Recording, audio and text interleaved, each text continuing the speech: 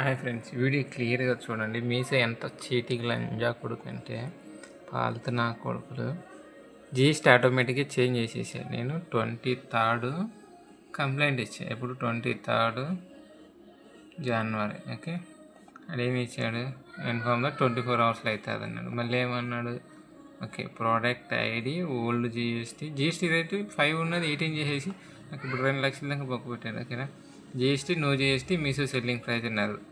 నా కొడుకులు చూసారా, ఈ 4 కదా అడిగింది, ఓకేనా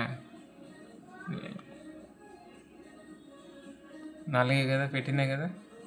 ప్రోడక్ట్ ఐడి ఓల్డ్ జిఎస్టీ అయిపోయాయి. అమ్మ చూస్తుండే గబ్బులు అని కొడుకులు.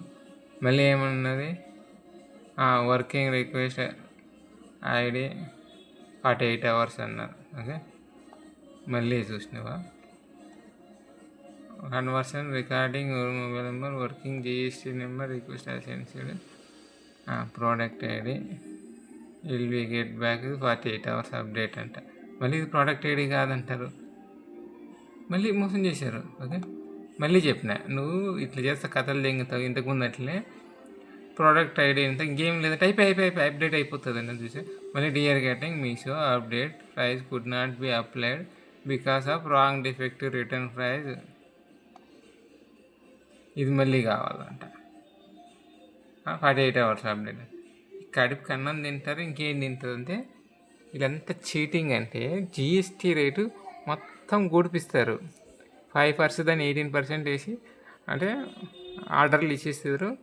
మనం మొత్తం ప్రాఫిట్ మొత్తం దాంట్లోనే పోతుంది. చచ్చినట్టు కట్టుకోవాలి.